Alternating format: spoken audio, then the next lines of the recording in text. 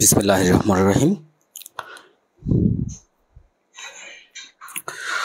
আসসালামু আলাইকুম সুপ্রিয় আইনের শিক্ষার্থীবৃন্দ, এই মুহূর্তে যে যেখান থেকে যুক্ত আছেন সবাইকে জানাচ্ছি দুরন্ত ল একাডেমির পক্ষ থেকে আমি অ্যাডভোকেট আশরাফুল আলম অনেক অনেক প্রীতি এবং শুভেচ্ছা। সবাই কমেন্ট করবে সাউন্ড ক্লিয়ার শোনা যাচ্ছে কিনা, ভিডিও ক্লিয়ার দেখা যাচ্ছে কিনা।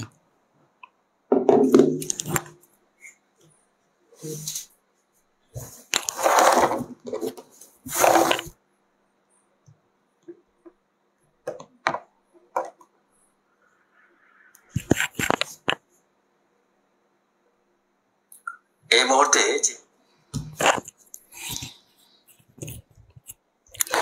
কে কোন জেলা থেকে যুক্ত আছেন কমেন্ট করবেন এবং ভিডিওটি সবাই বিভিন্ন গ্রুপে শেয়ার করে দিবেন। যে সকল বার কাউন্সিল বিভিন্ন গ্রুপ আছে সেই সকল গ্রুপে শেয়ার করে দেওয়ার জন্য অনুরোধ রইল।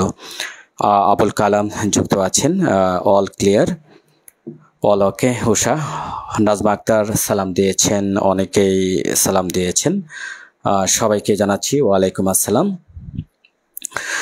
প্রিয় শিক্ষার্থীবৃন্দ, আজকের এই ক্লাসটি খুবই গুরুত্বপূর্ণ। প্যানাল কোড 1860, এই ক্লাস থেকে আপনার লিখিত ভাইবা এমসিকিউ প্রত্যেকটি ক্ষেত্রে আপনার জন্য কাজে দিবে। এমনকি একজন পাবলিক হিসেবে, একজন বাংলাদেশের নাগরিক হিসেবেও যদি আপনি এই ক্লাসটি দেখেন তো আপনিও অনেক কিছু এখান থেকে শিখতে পারবেন। কারণ আমাদের প্রত্যেক নাগরিকের উচিত আইন জানা, আইনকে মান্য করা। সো ইতিমধ্যেই অনেক শিক্ষার্থী যুক্ত আছেন, 42 জন। সবার কাছে অনুরোধ থাকবে বিভিন্ন গ্রুপে একটা করে শেয়ার করে দিবেন।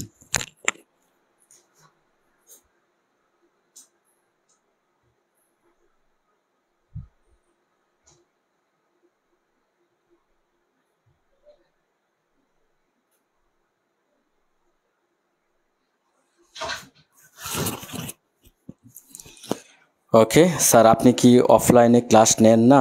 সাবরিনা আক্তার, অফলাইনে ক্লাস নেই না, কারণ আসলে সময় হয়ে ওঠে না। চেষ্টা করি অনলাইনে ক্লাস করার, তবুও কিন্তু অনেক সময় বের করে নিতে হয় এখান থেকে। হ্যাঁ, সময় সত্যি কথা বলতে সময়টা হয়ে ওঠে না। হ্যাঁ, সো ইতিমধ্যে অনেক শিক্ষার্থী যুক্ত আছেন, সবাই একটা করে বিভিন্ন গ্রুপে শেয়ার করে দিবেন, বিভিন্ন গ্রুপে একটা করে শেয়ার করে দিবেন। আমরা বাংলাদেশের যে সকল শিক্ষার্থী আছেন প্রত্যেক শিক্ষার্থী যেন আজকের এই ক্লাসটি দেখার সুযোগ পায়, কারণ আজকে আমরা আলোচনা করব এই ভিডিওর মাধ্যমে, এই লাইভের মাধ্যমে প্রাইভেট ডিফেন্স বা ব্যক্তিগত আত্মরক্ষার যে অধিকার, আমরা এই ব্যক্তিগত আত্মরক্ষার অধিকার খুবই গুরুত্বপূর্ণ একটি পার্ট। এখান থেকে আপনার লিখিত ভাইবা, এমসিকিউ প্রত্যেকটি পরীক্ষায় কিন্তু এখান থেকে প্রশ্ন করা হয়ে থাকে। সো আপনাদের জন্য খুবই খুবই খুবই গুরুত্বপূর্ণ এই ক্লাসটি।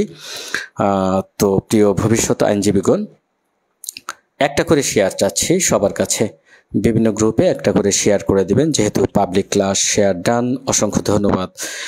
প্রিয় ভাই শরীফ আল মামুনকে, নিজামুদ্দিন চট্টগ্রাম থেকে যুক্ত আছেন, জি অনেক শেয়ার দিয়েছি। মুসলিমা আক্তার, অসংখ্য ধন্যবাদ প্রিয় শিক্ষার্থীকে। এমডি জয়নাল আবদিন রাঙ্গামাটি, হ্যাঁ রাঙ্গামাটি একদিন ঘুরতে যাব জয়নাল আবদিন সাহেব, তবে এখন নয়, আপনি আইনজীবী হওয়ার পর। আলহামদুলিল্লাহ ভালো আছি স্যার, কেমন আছেন? চট্টগ্রাম থেকে এমডি সোহাগ রায়হান শিকদার যুক্ত আছেন, অনেক শিক্ষার্থী যুক্ত আছেন। আজকের আলোচনার বিষয়বস্তু হচ্ছে কখন ব্যক্তিগত আত্মরক্ষার অধিকার প্রয়োগ করা যায়।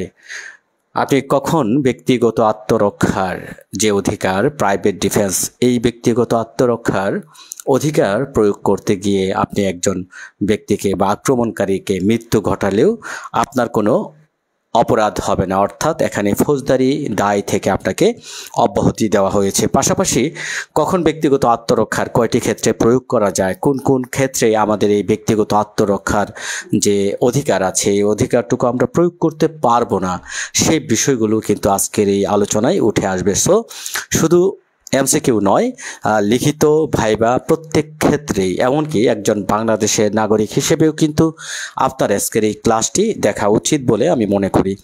সো সুনামগঞ্জ থেকে সাব্বির হোসেন, সুনামগঞ্জ গিয়েছিলাম হাওড়ে। সাব্বির হোসেন, আজিজুল হক ঢাকা থেকে যুক্ত আছেন, সুনামগঞ্জ থেকে সুকান্ত পাল, হ্যাঁ সুকান্ত পালকে আমরা দেখতে পাচ্ছি। আমদি সালাম, শেয়ার ডান, অসংখ্য ধন্যবাদ সবার কাছে। হ্যাঁ, একটি করে শেয়ার চাচ্ছি, একটি করে শেয়ার করে দেবেন। তো আজকের যে আলোচনার মূল টপিকস আপনারা দেখতেই পাচ্ছেন, ব্যক্তিগত আত্মরক্ষার প্রাইভেট ডিফেন্স কখন প্রয়োগ করা যাবে, ব্যক্তিগত আত্মরক্ষার অধিকার প্রয়োগ করতে গিয়ে কয়টি ক্ষেত্রে আপনি মৃত্যু ঘটালেও সেটা অপরাধ বলে বিবেচিত হবে না, এমনকি কখন আপনি ব্যক্তিগত আত্মরক্ষার অধিকারটুকু প্রয়োগ করতে পারবেন না। ক্লাস শুরু করার পূর্বে আমি একটি প্রশ্ন দিয়ে আপনাদের এই ক্লাসে যুক্ত হব। প্রশ্নটি হচ্ছে যে কয়টি ক্ষেত্রে ব্যক্তিগত আত্মরক্ষার অধিকার প্রয়োগ করা যায়।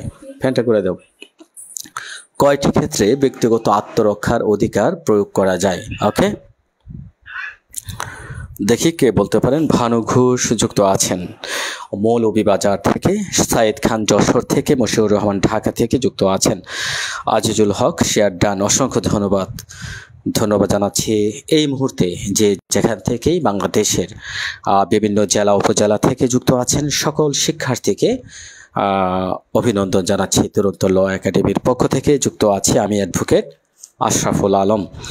শরীফ আল মামুন কমেন্ট দিয়েছেন সর্বপ্রথম দুইটি ক্ষেত্রে। আচ্ছা, আমরা পেয়ে গেলাম একজনের উত্তর, আপনারা সবাই কমেন্ট করবেন কয়টি ক্ষেত্রে। হ্যাঁ, এমডি সারওয়াল আলম বলছেন 6টি ক্ষেত্রে। ওকে, শিউলি খান, আসসালামু আলাইকুম স্যার, কেমন আছেন? আমি উত্তরা থেকে যুক্ত আছি। ওকে, আমি ভালো আছি, সুস্থ আছি আলহামদুলিল্লাহ, দোয়া করবেন।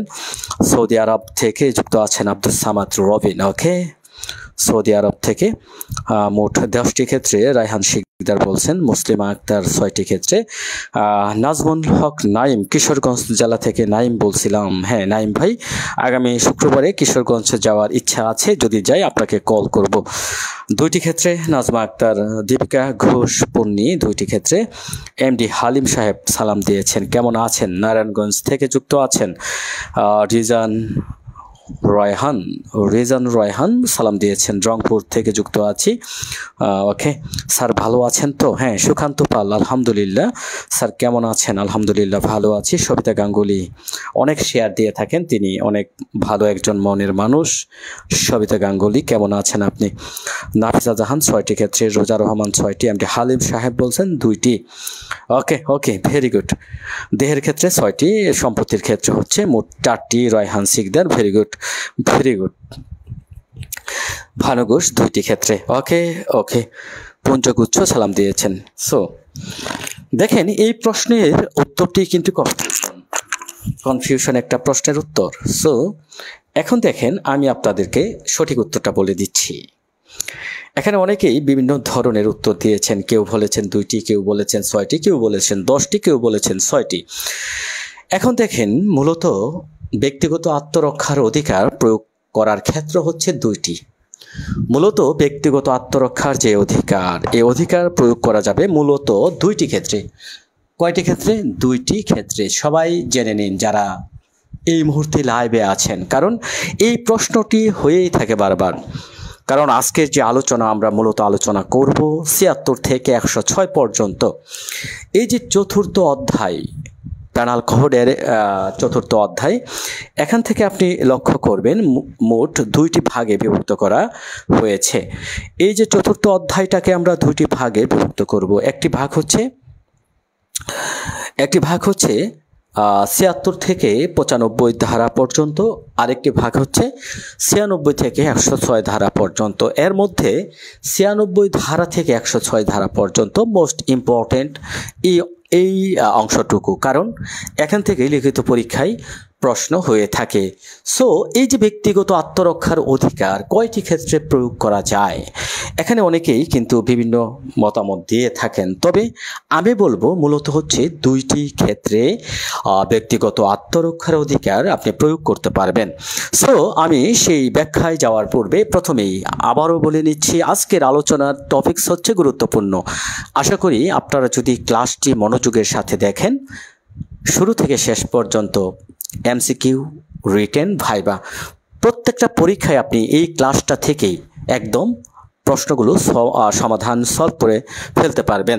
সো আজকের আলোচনার মূল বিষয় প্রাইভেট ডিফেন্স বা ব্যক্তিগত আত্মরক্ষার অধিকার কখন প্রয়োগ করা যাবে, কখন মৃত্যু ঘটালেও আপনার ফৌজদারি দায় থেকে অব্যাহতি পাবেন, কখন ঘটানো যাবে না, আর ইত্যাদি ইত্যাদি বিভিন্ন আলোচনা আমরা করব। সো এই যে 2টি ক্ষেত্রে আমরা প্রয়োগ, সঠিক উত্তরটা বললাম। অনেকে কিন্তু বিভিন্ন রকমের উত্তর এখানে দিয়েছেন।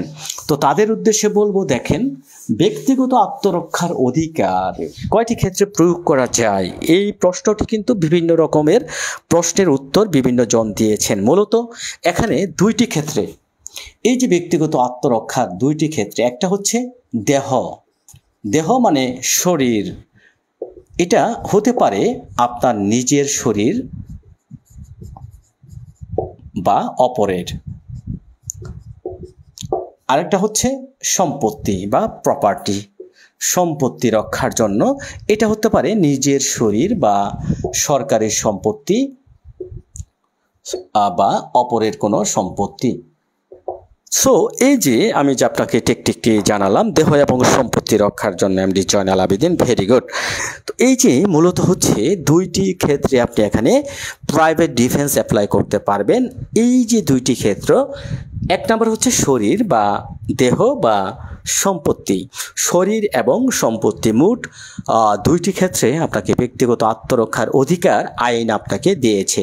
এই 2টি ক্ষেত্রে আপনি ব্যক্তিগত আত্মরক্ষার অধিকার প্রয়োগ করতে গিয়ে যে কোনো কাজ করেন না কেন সেটা কোনো অপরাধ হবে না, এমনকি মৃত্যু পর্যন্ত, আক্রমণকারীর মৃত্যু পর্যন্ত আপনি এখানে ঘটালেও আপনার কোনো অপরাধ বলে গণ্য হবে না। সো এই যে আজকে আপনি জেনে নিলেন মোট কয়টি ক্ষেত্রে? এটাই আমরা দেখব 97 ধারাতে। আমরা 97 ধারাতে এই বিষয়টা বলা হয়েছে, আমরা আলোচনা করব। তার পূর্বে আমরা 96 ধারা থেকে আজকের আলোচনা শুরু করব। 96 ধারাতে দেখেন একটা কথাই বলা হচ্ছে যে ব্যক্তিগত আত্মরক্ষার অধিকার প্রয়োগ করতে গিয়ে কৃত কোনো কাজই আপনার অপরাধ বলে বিবেচিত হবে না। দেখেন এখানে বলা হচ্ছে things done in private defence nothing in edge. দেখেন বলা হচ্ছে কি, মূল বেয়ার একটা দেখবেন, nothing is an offence which is done in the exercise of the right of private defense। তো আপনি এই যে প্রাইভেট ডিফেন্স অ্যাপ্লাই করতে গিয়ে যে কোনো রকমের কাজ করেন না কেন, এখানে কোনো অপরাধ হবে না। এটা ফৌজদারি দায় থেকে আপনাকে অব্যাহতি দেওয়া হয়েছে। তবে চমৎকার যে কথাটা, এটাই বলা হচ্ছে 97 ধারাতে। আপনি দেখেন, right of private defence of the body and property, right of private defence of the body and property, অর্থাৎ আপনি ব্যক্তিগত আত্মরক্ষার অধিকার দুইটি ক্ষেত্রে প্রয়োগ করতে পারবেন। তাহলে আমরা 96 ধারা থেকে যদি শুরু করি, 96 ধারাতে যে কথাটা বলা হচ্ছে যে আপনার ব্যক্তিগত আত্মরক্ষার অধিকার বা প্রাইভেট ডিফেন্স প্রয়োগ করতে গিয়ে কৃত কোনো কাজ অপরাধ নয়, কৃত কোনো কাজ অপরাধ হবে না। হ্যাঁ, অপরাধ হবে না।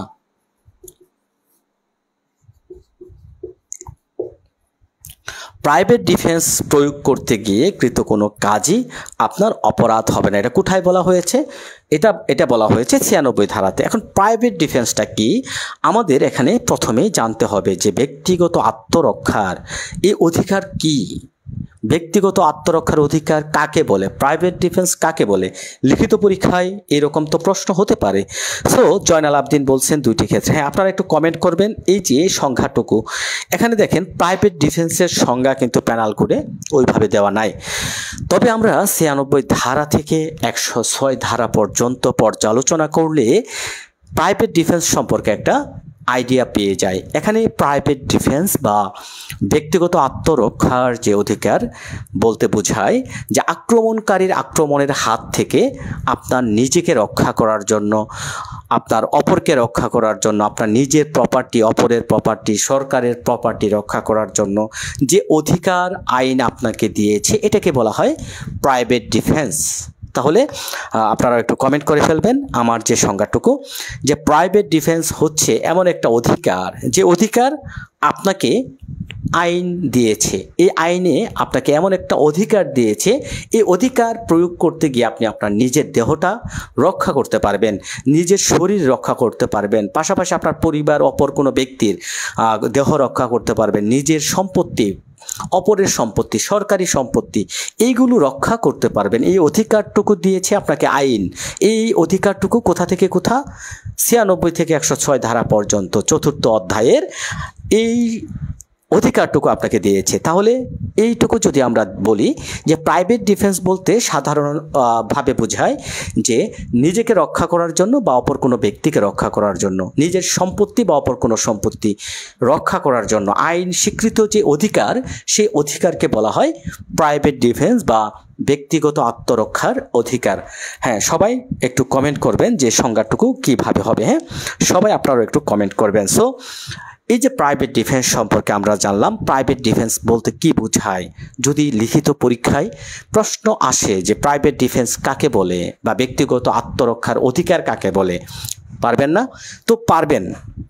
যে আইন স্বীকৃত যে অধিকার আপনাকে দিয়েছে নিজের শরীর রক্ষা করার জন্য, কোনো ব্যক্তিকে রক্ষা করার জন্য, নিজের সম্পত্তি বা অপর কোনো সম্পত্তি আক্রমণকারীর আক্রমণের হাত থেকে রক্ষা করার জন্য আইন যে অধিকার আপনাকে প্রদান করেছে, সেই অধিকারকেই বলা হয় প্রাইভেট ডিফেন্স বা ব্যক্তিগত আত্মরক্ষার অধিকার।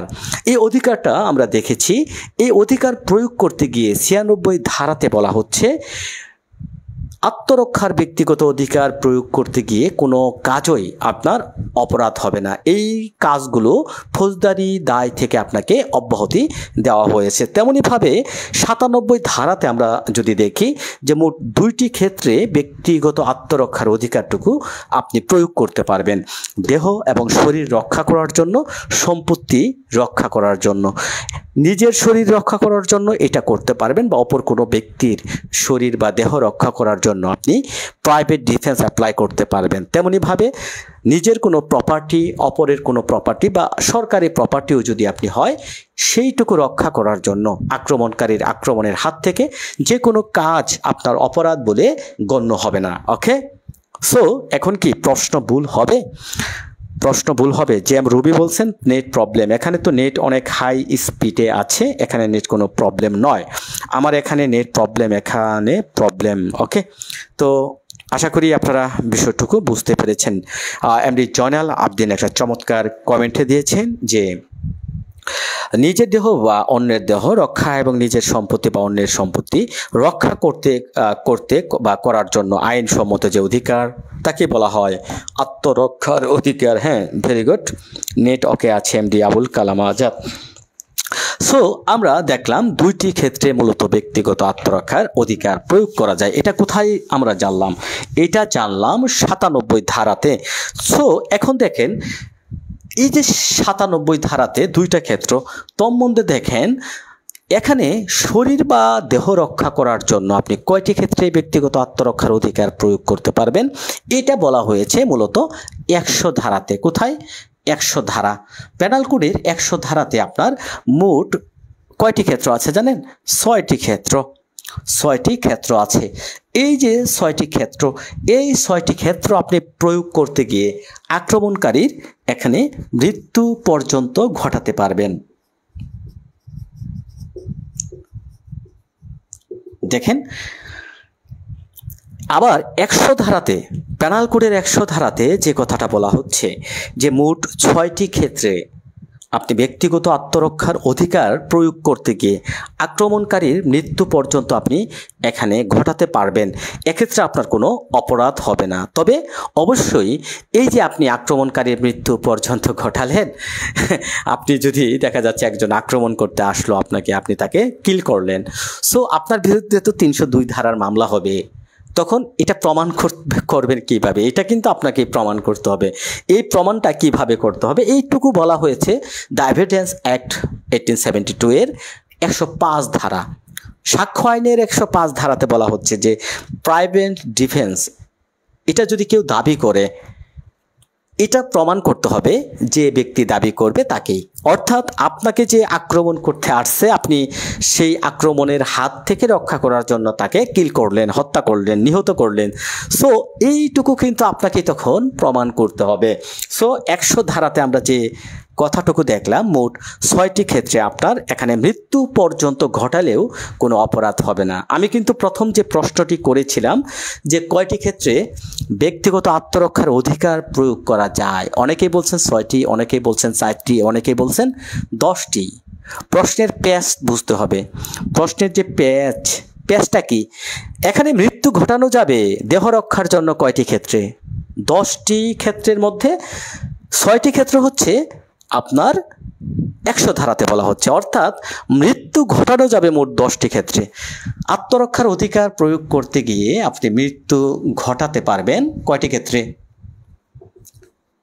মোট 10টি ক্ষেত্রে। প্রশ্ন কিন্তু এখানেও আসতে পারে। দেখেন, এখান থেকেও কিন্তু প্রশ্ন হয়ে যেতে পারে যে আক্রমণকারীর মৃত্যু পর্যন্ত ঘটানো যায় মোট কয়টি ক্ষেত্রে। যদি প্রশ্ন হয় যে প্রাইভেট ডিফেন্স প্রয়োগ করতে গিয়ে আক্রমণকারীর মৃত্যু ঘটানো যায় মোট কয়টি ক্ষেত্রে? উত্তর 10টি ক্ষেত্রে। উত্তর 10টি ক্ষেত্রে। তো আবার যদি এখান থেকে প্রশ্ন হয় যে সম্পত্তি রক্ষার জন্য মোট কয়টি ক্ষেত্রে প্রাইভেট ডিফেন্স প্রয়োগ করতে গিয়ে আক্রমণকারীর মৃত্যু ঘটানো যায়, তখন উত্তর কি হবে? কমেন্ট করেন। তাহলে আমরা দেখলাম এই যে সম্পত্তি বা প্রপার্টি, এই প্রপার্টি রক্ষা করতে গিয়ে আপনি এখানে মোট 4টি ক্ষেত্রে মৃত্যু ঘটাতে পারবেন। এটাতে আপনার কোনো অপরাধ হবে না, এটা ফৌজদারি দায় থেকে আপনাকে অব্যাহতি দেওয়া হয়েছে। এটা বলা হয়েছে 103 ধারা। 103 ধারা 103 ধারাতে বলা হচ্ছে মোট 4টি ক্ষেত্রে, মোট 4টি ক্ষেত্রে আপনি কি করতে পারবেন, আক্রমণকারীর মৃত্যু পর্যন্ত ঘটাতে পারবেন। হ্যাঁ, এমডি সেই রাজীব বিশ্বাস রাজু, উদীয়মান সেই ভবিষ্যৎ আইনজীবী রাজীব বিশ্বাস রাজু যুক্ত আছেন 106, 103-এ 4, 100 + 103 = 10।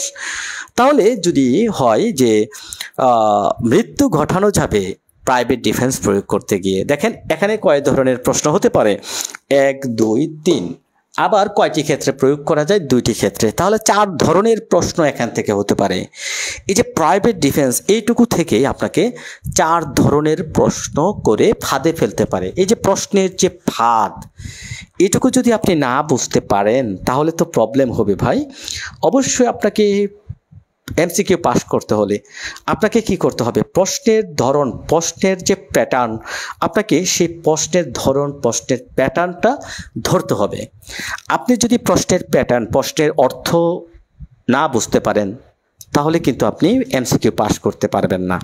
অনেক শিক্ষার্থী আছে যে আত্মরক্ষার ব্যক্তিগত অধিকার কয়টি ক্ষেত্রে প্রয়োগ করা যায়, 10টি ক্ষেত্রে দিয়ে দিবে, অনেকে 6টি ক্ষেত্রে দিয়ে দেয়, অনেকে 4টি ক্ষেত্রে উত্তর দিয়ে দেয়। ভাই প্রশ্নটা বুঝতে হবে। আমি যে প্রথম প্রশ্নটি করেছিলাম যে ব্যক্তিগত আত্মরক্ষার অধিকার কয়টি ক্ষেত্রে প্রয়োগ করা যায়, এটা হচ্ছে ব্যক্তিগত আত্মরক্ষার অধিকার 2টি ক্ষেত্রে প্রয়োগ করা যায়। যদি বলা হয় যে আত্মরক্ষার ব্যক্তিগত অধিকার প্রয়োগ করতে গিয়ে কয়টি ক্ষেত্রে আক্রমণকারীর মৃত্যু ঘটানো যায়, এটা যদি হয় তাহলে মোট 10টি ক্ষেত্রে মৃত্যু ঘটানো যায়। আবার সেম প্রশ্ন দেখেন, দেহ রক্ষার জন্য ব্যক্তিগত আত্মরক্ষার অধিকার প্রয়োগ করতে গিয়ে কয়টি ক্ষেত্রে মৃত্যু ঘটানো যায়, সেম প্রশ্ন দেখেন, সেম ক্যাটাগরির প্রশ্ন। তাহলে 100 ধারাতে বলা হচ্ছে দেহ রক্ষার জন্য আপনি ব্যক্তিগত আত্মরক্ষার অধিকার প্রয়োগ করতে গিয়ে মোট 6টি ক্ষেত্রে মৃত্যু ঘটাতে পারবেন। আবার এই সেম প্রশ্নটাই আপনাকে কনফিউশনে ফেলে দিতে পারে যে দেহ রক্ষার জন্য 6টি ক্ষেত্র দেখলাম, তো সম্পত্তি রক্ষার জন্য মোট কয়টি ক্ষেত্রে ব্যক্তিগত আত্মরক্ষার অধিকার প্রয়োগ করতে গিয়ে মৃত্যু ঘটানো যাবে মোট 4টি ক্ষেত্রে। এই যে প্রশ্নের যে ধরন, প্রশ্নের ধরনটা আপনাকে ধরতে হবে। প্রশ্নের ধরন যদি আপনি না বুঝতে পারেন বিপদে পড়ে যাবেন, বিপদে। সো আশা করি এখন বুঝতে পেরেছেন কিনা কমেন্ট করবেন, না বুঝতে পারলে বলবেন, আমি আবারও রিপিট করব। সো আমরা এরপরে চলে যাব কয়টি ক্ষেত্রে মৃত্যু ঘটানো যায়, 10টি। কোন কোন ক্ষেত্রে, কখন, কিভাবে মৃত্যু ঘটানো যাবে সেই বিষয়গুলো আমরা আলোচনা করব। তার পূর্বে আপনারা কমেন্ট করবেন যে আমি যা বোঝাতে চাচ্ছি সেটুকু বুঝতে পেরেছেন কিনা। ওকে, শরীফ আল মামুন, গ্রিভিয়াস হার্ট, মুসলিমা আক্তার 103 ধারার 4টি ক্ষেত্রে। ওকে, 97 ধারা 2টা। মুসলিমা আক্তার, জি স্যার, কেমন আছেন মুসলিমা আক্তার? ওকে ওকে, আপনারা সবাই ডান লিখবেন। হ্যাঁ, যারা শেয়ার দিয়েছেন অসংখ্য ধন্যবাদ জানাচ্ছি। আবারও সামারি করে দিচ্ছি 1 মিনিটে। তবে সবাই বুঝতে পেরেছেন কিনা কমেন্ট করবেন। যে যদি প্রশ্ন হয় যে ব্যক্তিগত আত্মরক্ষার অধিকার প্রয়োগ করতে গিয়ে কয়টি ক্ষেত্রে মৃত্যু ঘটানো যাবে, 2টি। ব্যক্তিগত মানে 2টি। হ্যাঁ, যদি বলা হয় মৃত্যু ঘটানো যাবে দেহ রক্ষার জন্য কয়টি ক্ষেত্রে, 100 ধারাতে 6টি। 100 ধারাতে 6টি। মৃত্যু ঘটানো যাবে আক্রমণকারীর সম্পত্তি রক্ষার জন্য কয়টি ক্ষেত্রে, 4টি ক্ষেত্রে। যদি প্রশ্ন হয় মোট কয়টি ক্ষেত্রে মৃত্যু ঘটানো যাবে, 10টি। আবার এখান থেকে আরেকটা প্রশ্ন হতে পারে, আরেকটা প্রশ্ন কি রকম, এরকম প্রশ্ন হতে পারে যে কোন ধারার শর্ত সাপেক্ষে এই যে মৃত্যু ঘটানো যাবে, এটা কোন ধারার শর্ত সাপেক্ষে, কেউ বলতে পারেন কিনা কমেন্ট করবেন যে কোন ধারার শর্ত সাপেক্ষে কিন্তু আপনাকে এই 10টি যে ক্ষেত্র মৃত্যু ঘটানো যাবে, এটা করা যাবে, 10টি ক্ষেত্রে মৃত্যু ঘটানো যাবে, বাস। ওকে, নো প্রবলেম। তবে কোন ধারা আছে, একটা ধারা আছে, ওই ধারার বিধান শর্ত সাপেক্ষে আপনাকে এটা প্রয়োগ করতে হবে। এই ধারাটা কি, কোন ধারার শর্ত সাপেক্ষে কমেন্ট করবেন।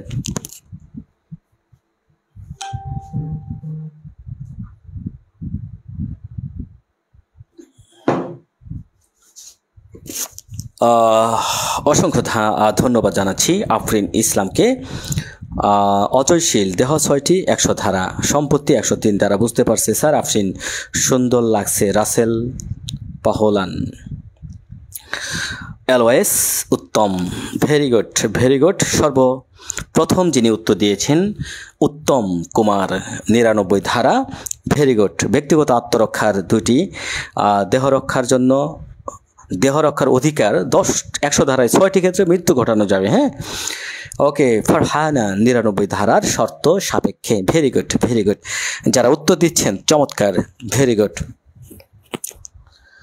তো এটুকু বুঝতে পেরেছেন। আমরা চলে যাচ্ছি 100 ধারাতে। আমরা পড়ব 98, 99 ধারাও পড়ব। তবে আমরা প্রথমে দেখে নেব কোন কোন ক্ষেত্রে, এই যে 10টি ক্ষেত্রের কথা বললাম, কোন কোন ক্ষেত্রে আপনি আত্মরক্ষার ব্যক্তিগত অধিকার প্রয়োগ করতে গিয়ে মৃত্যু ঘটাতে পারবেন। হ্যাঁ, এলওএস উত্তম, 4টি শর্ত আছে 99 ধারাতে। Very good, very good. যারা জানেন না কমেন্ট করবেন। আমার এখানে যারা শিক্ষার্থী তাদেরকে আমি বারবার বলে থাকি, একবার লেখা মানে হচ্ছে 10 বার পড়ার চাইতে উত্তম। সো এখানে আপনি একবার লিখবেন মানে 10 বার পড়ে যে বিষয়টা মনে রাখতে না পারবেন, একবার লেখার মাধ্যমে কিন্তু সেটা আপনার মেমোরিতে সেভ থাকবে বেশি। তাই বলবো অবশ্যই যারা আইনের শিক্ষার্থী পরবর্তীতে পরীক্ষা দিবেন, বার কাউন্সিল হতে পারে, এমসিকিউ বা লিখিত, যা পড়বেন তাই লিখবেন, লেখার কোনো বিকল্প নাই। আর আরেকটি কথা বলে নিচ্ছি, এই যে সামনে 29 নভেম্বর আপনাদের যে পরীক্ষা আসন্ন, আমি একটা কথাই বলবো যে 2টা মাস যদি আপনি কঠোর পরিশ্রম করতে পারেন, সকালে 2-3 ঘন্টা, রাতে 2-3 ঘন্টা বুঝে শুনে ভালোভাবে প্রস্তুতি নিতে পারেন, আপনার প্রথম ধাপেই কিন্তু আপনি আইনজীবী হতে পারবেন।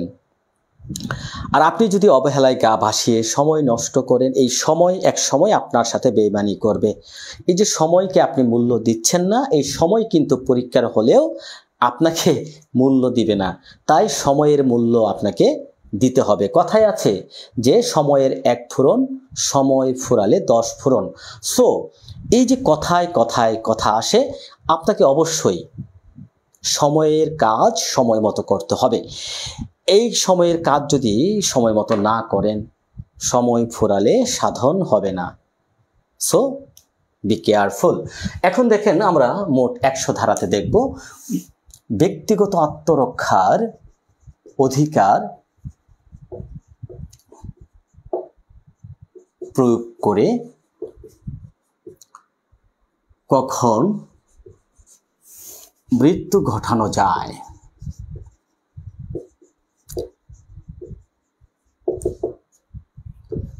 আমরা মোট 10টি ক্ষেত্রের কথা জানি, মোট 10টি ক্ষেত্র। এই যে মোট 10টি ক্ষেত্রের মধ্যে আমরা প্রথমে দেখব 100 ধারা। 100 ধারাতে যে কথাটা বলা হচ্ছে আপনারা সবাই দেখবেন যে মোট 6টি ক্ষেত্রে আপনার নিজের দেহ রক্ষার জন্য আপনি কি করতে পারবেন, আক্রমণকারীর মৃত্যু ঘটাতে পারবেন, আপনার কোনো অপরাধ হবে না। ইতিমধ্যে আমরা এই বিষয়টি জানি। সো এই যে মোট কয়টি ক্ষেত্র, দেহ রক্ষার জন্য, এই দেহটা হতে পারে দেহ রক্ষার জন্য মোট 6টি ক্ষেত্রে আপনি আক্রমণকারীর এখানে তাকে কি করতে পারেন, কিল করতে পারেন, মৃত্যু ঘটাতে পারেন। সো এই যে আক্রমণকারীর মৃত্যু ঘটানো যাবে, 1 নাম্বার যে কারণটি হচ্ছে সেটা হচ্ছে কি, মৃত্যুর আশঙ্কা থাকলে, মৃত্যুর আশঙ্কা যখন বিদ্যমান থাকে, আপনারাও লিখে ফেলবেন কমেন্টে, আশঙ্কা থাকলে। দেখা যাচ্ছে আক্রমণকারী এমন একটা ধারালো রান্ধা নিয়ে আপনাকে এমনভাবে আপনার প্রতি এগিয়ে আসছে, আপনাকে আক্রমণ করার জন্য তিনি এমনভাবে এগিয়ে আসছে, ওই আক্রমণকারীকে যদি আপনি প্রতিহত না করেন, তাকে যদি কিল না করেন, হত্যা না করেন, তাহলে ওই আঘাতে আপনার কি হতে পারে, মৃত্যু অনিবার্য। এমন সম্ভাবনা বিদ্যমান থাকলে আপনি কি করতে পারবেন, আপনার নিজের যে শরীর, নিজের যে দেহ, এই দেহটা রক্ষা করার জন্য আপনি তখন কি করতে পারবেন, ওই আক্রমণকারীকে মৃত্যু পর্যন্ত ঘটাতে পারবেন। গ্রিভিয়াস হার্ট বা গুরুতর জখম হওয়ার আশঙ্কা বিদ্যমান থাকলে, গুরুতর জখম,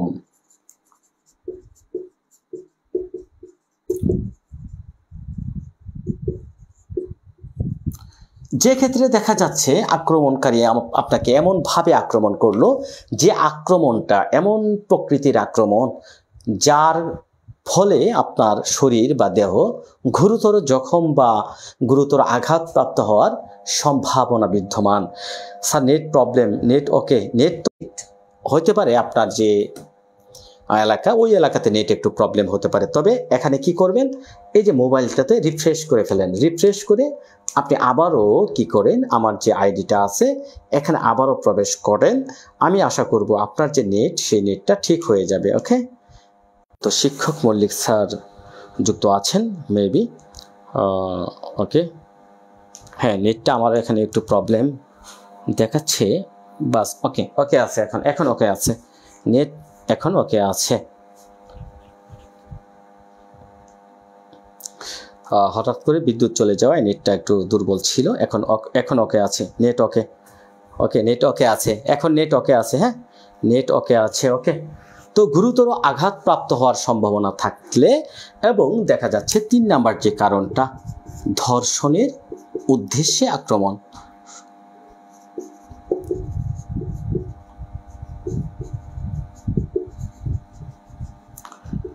আক্রমণকারী আপনাকে দেখা যাচ্ছে রেপ বা ধর্ষণ করার জন্য আক্রমণ করলো, সেক্ষেত্রেও আপনি কি করতে পারবেন, এই ধর্ষণকারীকে হত্যা করতে পারবেন, তার মৃত্যু ঘটানো যাবে, এটা কোনো অপরাধ হবে না।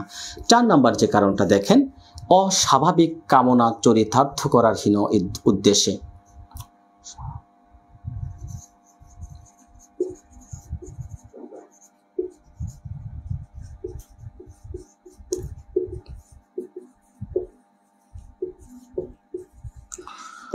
অস্বাভাবিক কামনা লালসা চরিতার্থ করার উদ্দেশ্যে। স্যার আমি ওয়াইফাই ইউজ করছি, আব্দুস সামাদ রবিন। ওকে, তো 5 নাম্বার যে কারণটা দেখেন এখানে মনুষ্য হরণ বা অপহরণ,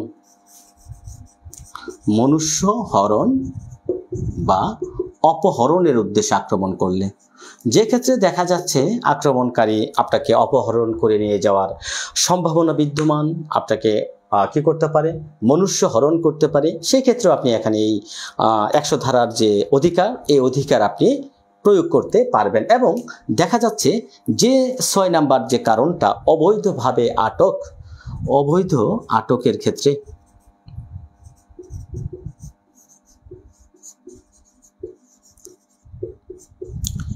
এই যে দেখেন মোট কয়টি ক্ষেত্র লিখলাম, মোট হচ্ছে এখানে 10টি ক্ষেত্রের মধ্যে 100 ধারাতে হচ্ছে মোট 6টি ক্ষেত্র।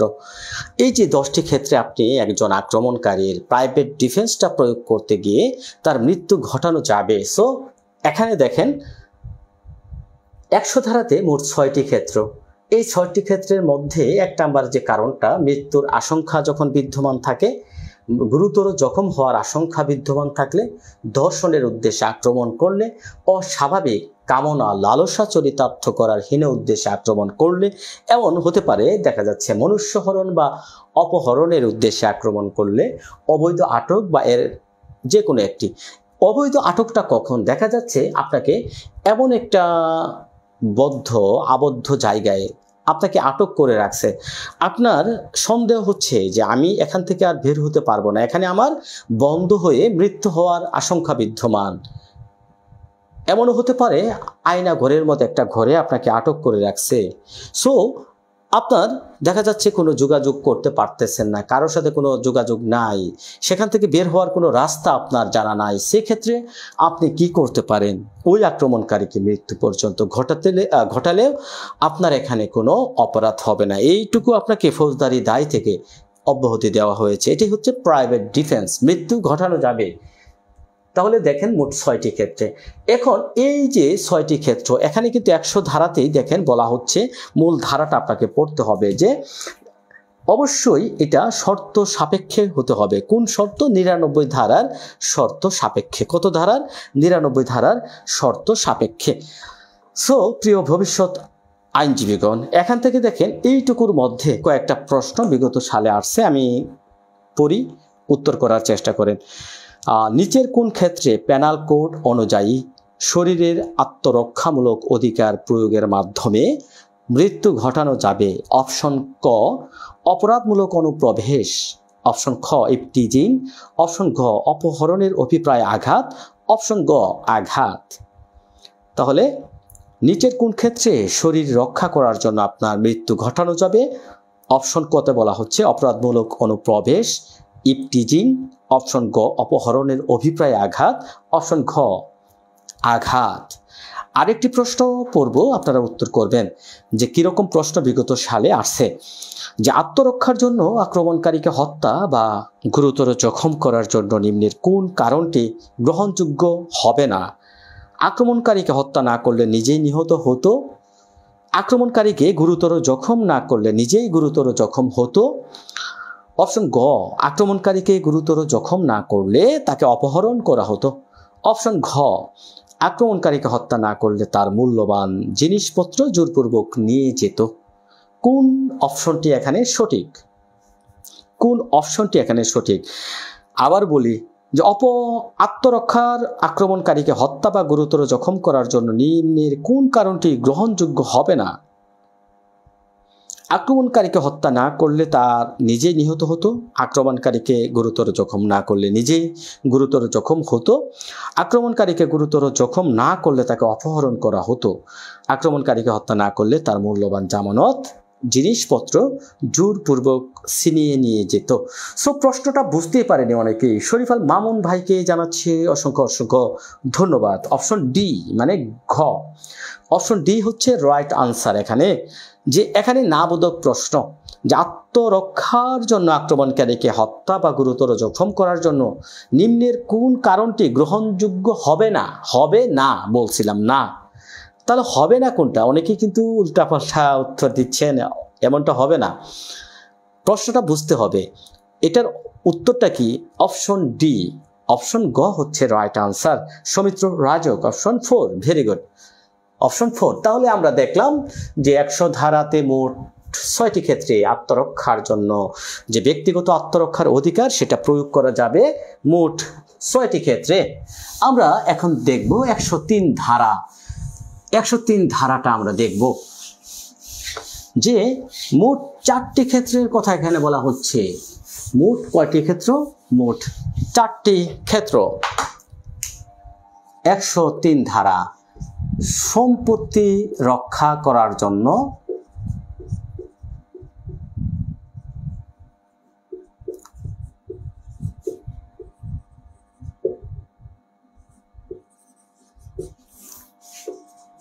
আমি সংক্ষেপে লিখলাম।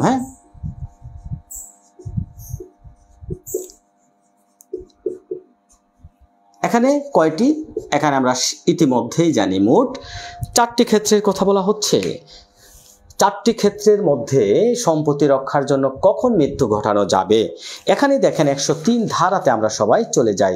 এই যে 103 ধারা 1 নাম্বার অপশনটা হচ্ছে, 1 নাম্বার যে ক্ষেত্রটা বা কারণটা, এটা হচ্ছে দস্যুতা বা রবারি। দেখা যাচ্ছে আপনি দস্যুতার শিকার হলেন, রবারির শিকার হলেন। এই দস্যুতা বা দস্যু, যাকে বলা হয় দস্যু, এই দস্যুতার ক্ষেত্রে আপনি কিন্তু এই যে সম্পত্তি রক্ষা করার জন্য তার মৃত্যু পর্যন্ত ঘটালেও আপনার কোনো অপরাধ হবে না। দ্বিতীয় নাম্বার যে কারণটা হচ্ছে যে রাতের বেলায় অবৈধভাবে অনুপ্রবেশ, রাতে বেলায় অবৈধ অনুপ্রবেশ, গৃহে প্রবেশ। এই গৃহে যে প্রবেশটা করবে, এই প্রবেশটার কারণ হচ্ছে আপনার সম্পত্তি নষ্ট, বিনষ্ট, ক্ষতি বা চুরি। দেখা যাচ্ছে রাতের বেলায় আপনার গৃহে বা ঘর ভেঙে, রাতে ঘর ভেঙে ঘরের যে কোনো গৃহে প্রবেশ। আমরা জানি অবৈধভাবে অনুপ্রবেশ কয়টি ক্ষেত্রে করা যায়, দেখি কে বলতে পারেন।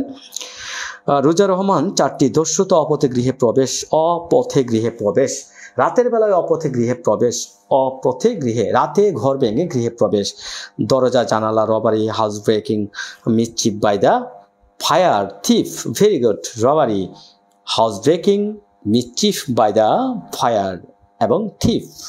থিফের ক্ষেত্রে অবশ্যই হতে হবে গুরুতর জখম বা মৃত্যুর আশঙ্কা যখন বিদ্যমান থাকে। শরীফ আল মামুন ভাই, 6টি ক্ষেত্রে। চমৎকার চমৎকার। আমরা অপথে গৃহে প্রবেশ মোট কয়টি ক্ষেত্রে জানি? মোট 6টি ক্ষেত্র। সো আমরা 1 নাম্বার দস্যুতা, 2 নম্বর রাতে অবৈধ অনুপ্রবেশ বা গৃহে প্রবেশ, 3 নাম্বার যে কারণটা দেখব।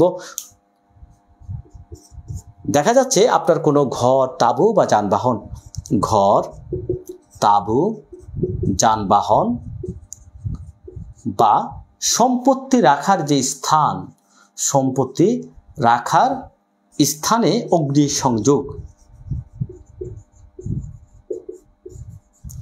দেখা যাচ্ছে কোনো আক্রমণকারী আপনার ঘরে আগুন লাগালো, আগুন লাগাতে আসলো। আপনার একটা যানবাহন হতে পারে, কোনো সম্পত্তি হতে পারে, বা সম্পত্তি রাখার যে স্থান, সেই স্থান হতে পারে, যে স্থানে আপনি আপনার মূল্যবান সম্পত্তি গুদাম করে রাখছেন। সো এই সম্পত্তি বা এই ঘর, এই তাঁবু, যানবাহন, যে ভাই বলি না কেন, আপনার সম্পত্তি যদি কেউ অগ্নিসংযোগ বা আগুন দিয়ে পুড়িয়ে দিতে আসে, তখনও কিন্তু আপনার সম্পত্তিটা রক্ষা করার জন্য আপনি কি করতে পারেন?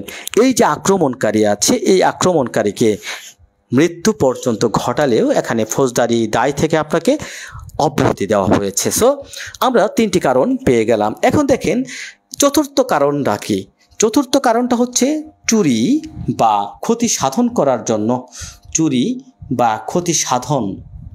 এই যে চুরি বা ক্ষতি সাধন করতে এসে যদি আক্রমণকারীকে আপনাকে একটা আঘাত করলো, যে আঘাত গুরুতর হতে পারে বা মৃত্যুর আশঙ্কা বিদ্যমান থাকতে পারে। দেখেন বলা হচ্ছে চুরি, অনিষ্টকারিতা অথবা ঘরে অনধিকার প্রবেশ যদি এমন পরিস্থিতির সৃষ্টি হয়, সংশ্লিষ্ট আত্মরক্ষার ব্যক্তিগত অধিকার প্রয়োগ না করলে মৃত্যু বা গুরুতর জখম হওয়ার আশঙ্কা বিদ্যমান, সেক্ষেত্রে আপনি কি করতে পারেন?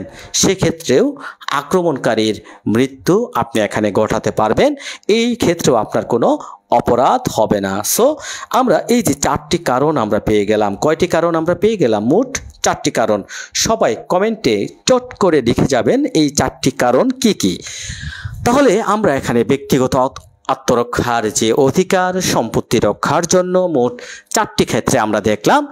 একজন আক্রমণকারীর মৃত্যু পর্যন্ত ঘটালেও আপনার কোনো অপরাধ হবে না, ফৌজদারি দায় থেকে আপনাকে এখানে অব্যাহতি প্রদান করা হয়েছে। সো 1 নাম্বার যে কারণটা দস্যুতা, 2 নম্বর রাতের বেলায় অপথে গৃহে প্রবেশ, 3 নাম্বার ঘর বা তাঁবু বা যানবাহন বা কোনো সম্পত্তি রাখার যে স্থান, সেই স্থানে অগ্নি সংযোগ করার জন্য যদি কেউ আক্রমণ করে, এবং চুরি বা ক্ষতি সাধন, অনিষ্ট করার জন্য যদি আপনার গৃহে প্রবেশ করে এবং আপনাকে আক্রমণ করে, যে আক্রমণের ফল হতে পারে গুরুতর আঘাত বা মৃত্যু হওয়ার আশঙ্কা বিদ্যমান, সেই ক্ষেত্রে আপনি আক্রমণকারীর মৃত্যু ঘটাতে পারবেন। এখানে সম্পত্তি বলতে কি বোঝাচ্ছে? আপনাকে গভীরভাবে চিন্তা করতে হবে। সম্পত্তি শুধু আপনার যে সম্পত্তি এটাই না, এখানে সম্পত্তি হতে পারে নিজের, সম্পত্তি হতে পারে কোনো সরকারি বা অপর কোনো ব্যক্তির। এই সম্পত্তিগুলোর ক্ষেত্রে আপনি কি করতে পারেন?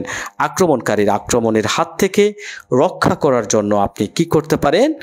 আক্রমণকারীর মৃত্যু পর্যন্ত ঘটালেও আপনার কোনো অপরাধ হবে না। এই যে মোট 10টি ক্ষেত্র আমরা দেখলাম। সো আমরা এখন দেখব গুরুত্বপূর্ণ কিছু ধারা। যেমন ধরেন এই যে আক্রমণের যে সীমা, কতক্ষণ এটা স্থায়ী থাকবে, কতক্ষণ এটা স্থায়ী থাকবে।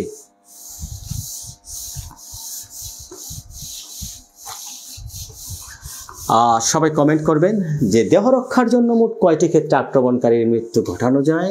কমেন্ট করেন সবাই। আমি মনে করি ক্লাসের পড়া আপনার ক্লাসে একদম মুখস্থ হয়ে যাক। আবার ক্লাসটা যদি একবার দেখেন, এইটুকু লিখিত সহ কিন্তু আপনার হয়ে যাবে। আমি মনে করি লিখিতর জন্য আপনাকে পড়তে হবে না, এইটুকু যদি ভালোভাবে মনে রাখেন। সো আপনারা সবাই কমেন্ট করবেন মোট কয়টি ক্ষেত্রে দেহ রক্ষার জন্য আক্রমণকারীর মৃত্যু ঘটালেও অপরাধ বলে গণ্য হবে না। বলি কয়টি ক্ষেত্রে? 100 ধারাতে আমরা দেখলাম মোট 6টি ক্ষেত্র। মোট 6টি ক্ষেত্র। এখন দেখেন আমরা 101 ধারাতে চলে যাই।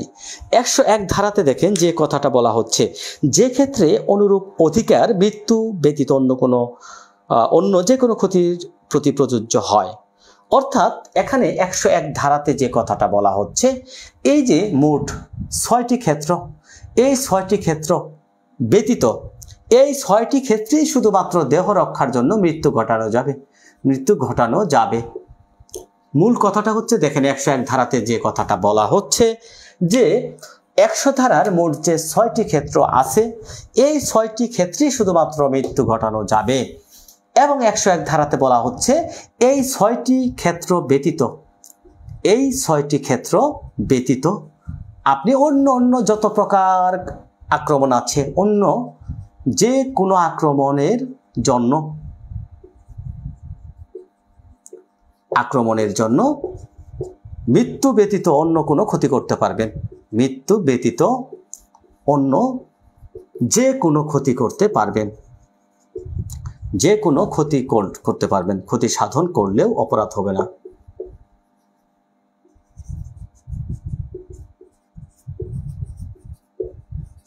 অর্থাৎ কি মূল বিষয়টা কি? মূল বিষয়টা বলা হচ্ছে 101 ধারাতে দেখেন আপনি আপনার নিজের দেহটা রক্ষা করার জন্য মূলত 6টি ক্ষেত্রে আক্রমণকারীর মৃত্যু ঘটাতে পারবেন। ওকে, প্রবলেম নাই। তবে 101 ধারাতে বলা হচ্ছে যে কথাটা ওই যে 6টি ক্ষেত্র আছে ওই 6টি ক্ষেত্রেই শুধু মৃত্যু ঘটানো যাবে দেহ রক্ষার জন্য। এখন ওই 6টি ক্ষেত্র ব্যতীত অন্য তো আরো ক্ষেত্র আছে, আরো ক্ষেত্র আছে না, আপনার নিজের প্রাইভেট ডিফেন্স রক্ষা করার জন্য আরো তো অনেক আক্রমণ হতে পারে, অনেক ওয়েতে হতে পারে, অনেক ভাবে হতে পারে। সো অন্য ক্ষেত্রে আপনি মৃত্যু ঘটানো যাবে না। মৃত্যু ঘটানো ব্যতীত অন্য যে কোনো ক্ষতি করা যাবে। মৃত্যু ঘটানো ব্যতীত অন্য যে কোনো প্রতিকার আপনি যে কোনো অধিকার প্রয়োগ করতে পারবেন। সরি স্যার, মনে হয় আমার নেট প্রবলেম। আব্দুস সামাদ রবিন, হ্যাঁ এখানে তো প্রবলেম নাই, ক্লাস তো দুরন্ত গতিতে চলমান আছে। আপনি দেখেন যতটুকু বুঝতে পারেন, পরবর্তীতে রেকর্ড দেখে নিতে পারবেন, রেকর্ড থাকবে। সো তাহলে 101 ধারাটা বুঝতে পারছেন। 101 ধারার মূল কথাটা হচ্ছে 100 ধারার রেফারেন্স আনছে যে দেহ রক্ষার জন্য ওই যে 6টি ক্ষেত্র ওই 6টি ক্ষেত্রেই শুধু মৃত্যু ঘটানো যাবে। ওই 6টি ক্ষেত্র ব্যতীত আপনি দেহ রক্ষার জন্য অন্য যে কোনো ক্ষতি করতে পারবেন, তবে মৃত্যু ঘটানো যাবে না। 101 ধারাতে বলা হচ্ছে 6টি ক্ষেত্র ব্যতীত আপনি অন্য কোনো ক্ষেত্রে মৃত্যু ঘটানো পারবেন না, তবে অন্য যে কোনো ক্ষতি করলেও আপনার কোনো অপরাধ হবে না। ওকে, বুঝতে পারছেন 101 ধারা। এখন আমরা দেখব 102 ধারাতে কি বলা হচ্ছে। দেখেন 102 ধারাতে যে কথাটা বলা হচ্ছে দেহের ব্যক্তিগত আত্মরক্ষার অধিকারের আরম্ভ এবং স্থিতিকাল। 102 ধারা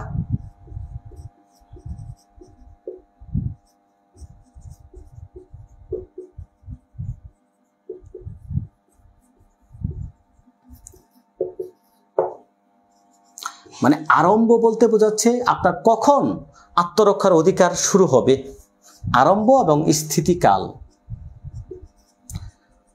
অর্থাৎ এখানে বলা হচ্ছে কখন এটা শুরু হবে, কখন আত্মরক্ষার অধিকার শুরু হবে। এই যে প্রাইভেট ডিফেন্স অধিকার কখন শুরু হবে কখন, শেষ হবে কখন,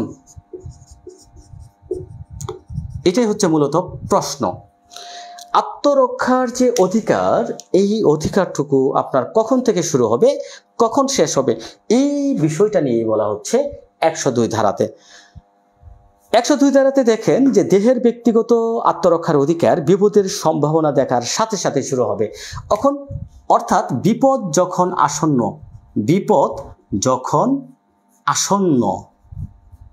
অর্থাৎ বিপদ শুরু হওয়ার সাথে সাথে, বিপদ যখন আসন্ন তখন থেকে আপনার প্রাইভেট ডিফেন্স শুরু হবে। তাহলে শেষ হবে কখন? দেখেন এখানে বলা হচ্ছে যতক্ষণ বিপদের আশঙ্কা থাকবে, অর্থাৎ শেষ হবে যতক্ষণ বিপদের আশঙ্কা আছে।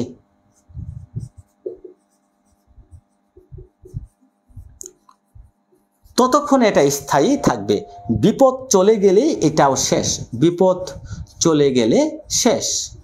অর্থাৎ মূল কথাটা হচ্ছে এমন একটা বিষয় আপনি উদাহরণ দিয়ে মনে রাখতে পারেন এইভাবে, যে দেখা যাচ্ছে একজন আপনাকে ধারালো দা দিয়ে আক্রমণ করার জন্য আসলো।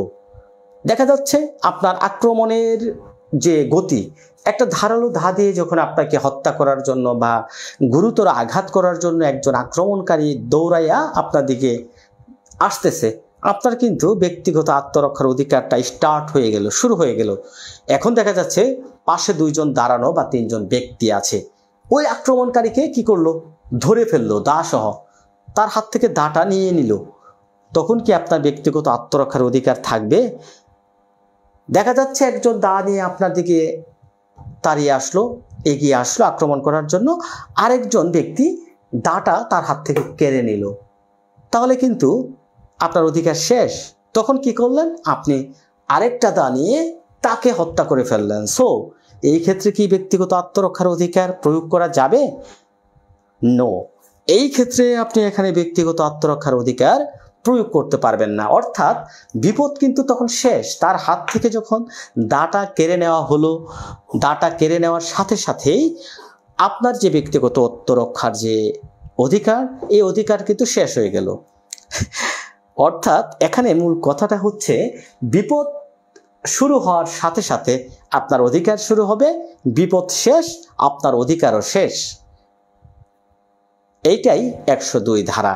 সো আমরা এখন দেখব এই যে সম্পত্তি রক্ষার অধিকার কখন শুরু হবে, কখন শেষ হবে, এইটুকু আমরা দেখব। 103 ধারাতে যে কথাটা বলা হচ্ছে, 104 ধারাতে অনুরূপ বিষয়টা বলা হচ্ছে, যে ক্ষেত্রে অনুরূপ অধিকার মৃত্যু ব্যতীত অন্য কোনো ক্ষতি সাধনের জন্য। আচ্ছা, সেম বিষয়টাই যে আমরা সেম বিষয়টা দেখেন 102, 101 যে বিষয়গুলো এখানে আলোচনা করলাম, সম্পত্তি রক্ষার জন্য 104, 105 ধারাতে সেম বিষয়টাই বলা হয়েছে। তো 103 ধারাতে আমরা দেখেছি মোট 4টি ক্ষেত্রে সম্পত্তি রক্ষার জন্য, 4টি ক্ষেত্রে সম্পত্তি রক্ষার জন্য মৃত্যু ঘটানো যায়। সো সংক্ষেপে লিখলাম। সো এই যে 103 ধারাতে দেখেন কি বলা হচ্ছে, 4টি ক্ষেত্রে মৃত্যু ঘটানো যায়। 104 ধারাতে আমরা যদি চলে যাই, এখানে কি বলা হচ্ছে দেখেন, 104 ধারাতে যে কথাটা বলা হচ্ছে, যে ক্ষেত্রে অনুরূপ অধিকার মৃত্যু ব্যতীত অন্য কোনো ক্ষতি সাধনের জন্য প্রযোজ্য হবে। মানে এই যে আমরা 100 ধারাতে যেভাবে পড়লাম 6টি ক্ষেত্রে মৃত্যু ঘটানো যায়, আবার 101 ধারাতে বললাম এই যে 6টি ক্ষেত্র ব্যতীত আরো যে ব্যক্তিগত আত্মরক্ষার অধিকার আছে, আরো আছে না, আরো তো অনেক উপায়ে আপনাকে আক্রমণ করতে পারে আক্রমণকারী, অন্য ওয়েতে করতে পারে। এই 6টি ক্ষেত্র ব্যতীত 101 ধারাতে বলা হচ্ছে, অন্য ওয়েতে যদি করে, 6টি ক্ষেত্রের মধ্যে যদি সেটা না পড়ে, আপনি যে কোনো ক্ষতি করতে পারবেন, যে কোনো ক্ষতি করলেও আপনার অপরাধ হবে না।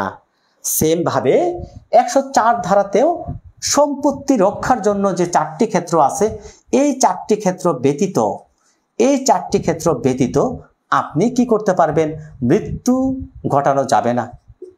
এই 4টি ক্ষেত্র যদি না হয়, আপনি মৃত্যু ঘটাতে পারবেন না, পারবেন না। তাহলে কি করা যাবে, যে কোনো ক্ষতি করতে পারবেন, মৃত্যু ব্যতীত যে কোনো ক্ষতি আপনি আক্রমণকারীর ক্ষতি করতে পারবেন।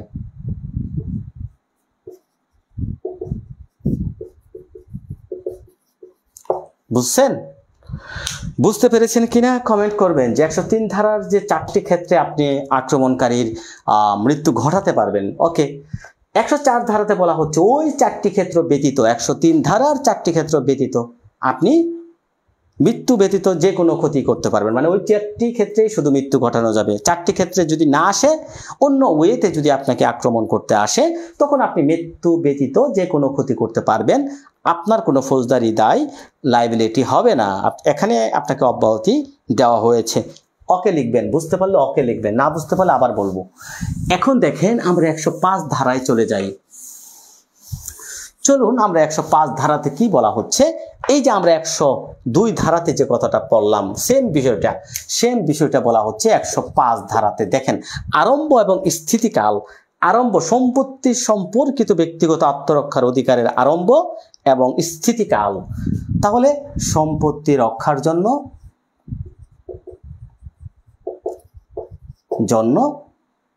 আত্মরক্ষার সময়, আত্মরক্ষার আরম্ভ কখন হবে, আরম্ভ কখন শেষ হবে কখন? আত্মরক্ষার যে অধিকার, এই যে অধিকারের কথা বলা হচ্ছে, এই অধিকারটা কখন আরম্ভ হবে, কখন শেষ হবে, এটাই হচ্ছে 105 ধারা।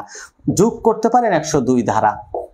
105 যোগ 102, 101 যোগ 104, সেম বিষয়। 105 যোগ 102, 101 যোগ 104, সেম বিষয়গুলোই এখানে আলোচনা করা আছে। এখানে আলোচনা করা আছে। ওকে, মাইনুদ্দিন আহমেদ রিপন কেমন আছেন? ভালো আছেন নিশ্চয়ই। সো এখানে দেখেন সম্পত্তি রক্ষার কথা, যে কথাটা বলা হচ্ছে, কখন শুরু হবে, কখন শেষ হবে। যে সম্পত্তির প্রতি ন্যায়সঙ্গত বিপদের আশঙ্কা যখন শুরু হয়, ওই যে এই কথাটাই, বিপদের আশঙ্কা যখন শুরু হয় তখন থেকে আপনার এটা শুরু। বিপদের আশঙ্কা শুরু হওয়ার সাথে সাথে আপনার প্রাইভেট ডিফেন্স শুরু। বিপদ শেষ, আপনার এই যে প্রাইভেট ডিফেন্স এটাও শেষ হয়ে যাবে। দেখেন, এইটাই হচ্ছে মূল বিষয়। বিপদটা যতক্ষণ স্থায়ী থাকবে ততক্ষণ আপনার প্রাইভেট ডিফেন্স স্থায়ী থাকবে। বিপদ শেষ, আপনার প্রাইভেট ডিফেন্স শেষ। দেখেন, বিপদাপন্ন সম্পত্তি উদ্ধার না হওয়া পর্যন্ত, অর্থাৎ এই যে বিপদাপন্ন যে সম্পত্তি, এই সম্পত্তি আবার উদ্ধার না হওয়া পর্যন্ত আপনার এখানে কি থাকবে? এই প্রাইভেট ডিফেন্স প্রয়োগ করা যাবে। ঠিক আছে, মূল বিষয় হচ্ছে সহজ। আপনি আইনটাকে যদি বুঝে শুনে একটু ভালোভাবে পড়েন, এটা সহজ। এখন আমরা চলুন, এই যে কোন কোন ক্ষেত্রে ব্যক্তিগত আত্মরক্ষার অধিকার প্রয়োগ করা যায় না, এই দুইটা বিষয়ে জানবো। কখন এই আত্মরক্ষার ব্যক্তিগত অধিকার প্রয়োগ করা যাবে না, এটা কোথায় বলা আছে? সবাই দ্রুত কমেন্ট করবেন। কখন প্রাইভেট ডিফেন্স প্রয়োগ করা যায় না, মানে ব্যক্তিগত আত্মরক্ষার অধিকার প্রয়োগ করা যায় না, এটা কোথায় বলা আছে? কমেন্ট করবেন তো সবাই। কত ধারায় বলা আছে? সবাই চলে যাই আমরা 99 ধারাতে। 99 ধারাতে আমরা সবাই চলে যাব। 99 ধারাতে দেখেন, যেসব কাজের বিরুদ্ধে ব্যক্তিগত আত্মরক্ষার অধিকার আপনার থাকবে না। কখন থাকবে না? 99 ধারায় চলে যায়। যে সকল কাজের জন্য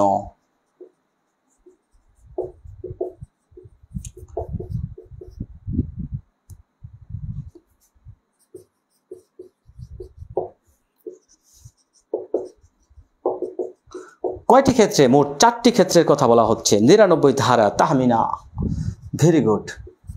4টি, মোট 4টি ক্ষেত্রে আপনি এখানে প্রাইভেট ডিফেন্স প্রয়োগ করতে পারবেন না। অর্থাৎ এই যে প্রাইভেট ডিফেন্স আমরা বললাম যে আত্মরক্ষার অধিকার প্রয়োগ করতে পারবেন, মৃত্যু ঘটাতে পারবেন, আরও অনেক ক্ষতি করতে পারবেন, নো প্রবলেম। এইটা আপনাকে ফৌজদারি দায় থেকে অব্যাহতি দেওয়া হয়েছে। তবে এর শর্ত একটাই, 99 ধারা। এই 99 ধারা কিন্তু আপনাকে এখানে ব্যতিক্রম, অর্থাৎ এই 92 ধারার শর্ত সাপেক্ষে কিন্তু আপনাকে ব্যক্তিগত আত্মরক্ষার যে অধিকার, সেই অধিকারটা প্রয়োগ করতে হবে। এখানে দেখেন বলা হচ্ছে, সরকারি কর্মচারীর দায়িত্ব পালনকালে, সরকারি কর্মচারীর দায়িত্ব পালনকালে কৃত কাজের বিরুদ্ধে, এই যে একজন সরকারি কর্মচারী আছে, তার একটা দায়িত্ব যখন পালন করবে এবং ওই দায়িত্ব পালন করতে গিয়ে যখন তিনি একটা কাজ করতেছেন, তখন আপনি এখানে ব্যক্তিগত আত্মরক্ষার অধিকার প্রয়োগ করে প্রাইভেট ডিফেন্সের অধিকার আদায় করবেন, সেটা পারবেন না। তাহলে অবশ্যই সরকারি কর্মচারীর কর্তব্য দায়িত্ব পালন সম্পাদনকালে আপনার ব্যক্তিগত আত্মরক্ষার যে অধিকার, এটা থাকবে না। দ্বিতীয় নাম্বার বলা হচ্ছে, দেখেন, সরকারি কর্মচারীর নির্দেশে, সরকারি কর্মচারীর নির্দেশে অন্য কোনো ব্যক্তি, সরকারি কর্মচারীর নির্দেশে অন্য কোনো ব্যক্তি যখন আপনার একটা কাজ করবে, তখনও কিন্তু আপনি এটা করতে পারবেন না। ওকে, 3 নম্বর যে কারণটা, সরকারি আশ্রয় লাভের, সরকারিভাবে অর্থাৎ সরকারি কর্তৃপক্ষের নিকট আশ্রয় লাভের সুযোগ থাকলে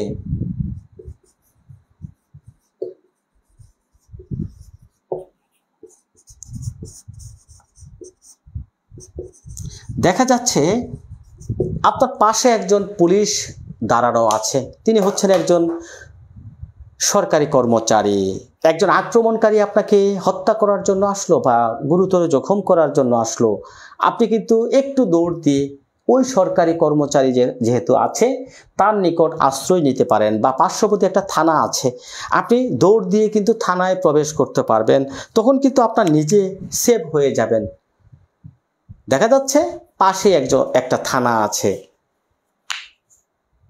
সরকারি কর্মচারী, সেখানে কিন্তু আপনি দৌড় দিয়ে চলে গেলেন, আক্রমণকারী আপনার কোনো ক্ষতি করতে পারলো না, সেটা করলেন না, আপনি কি করলেন, উল্টা ওই আক্রমণকারীকে আপনি হত্যা করলেন। সো এক্ষেত্রেও আপনি প্রাইভেট ডিফেন্স এই যে অধিকার, এই অধিকারের যে ফায়দা, এই ফায়দা নিতে পারবেন না।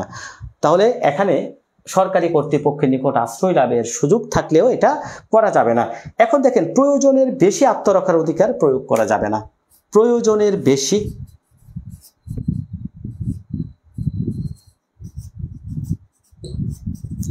এখন দেখা যাচ্ছে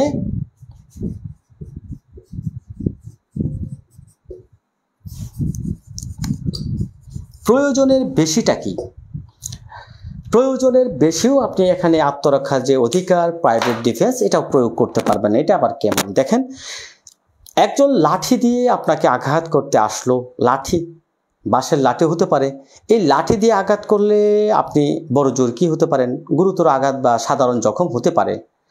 আপনি কি করলেন, ধারালো একটা অথবা একটা মেশিন গান নিয়ে তাকে ঠাস ঠাস করে গুলি করে হত্যা করে ফেললেন।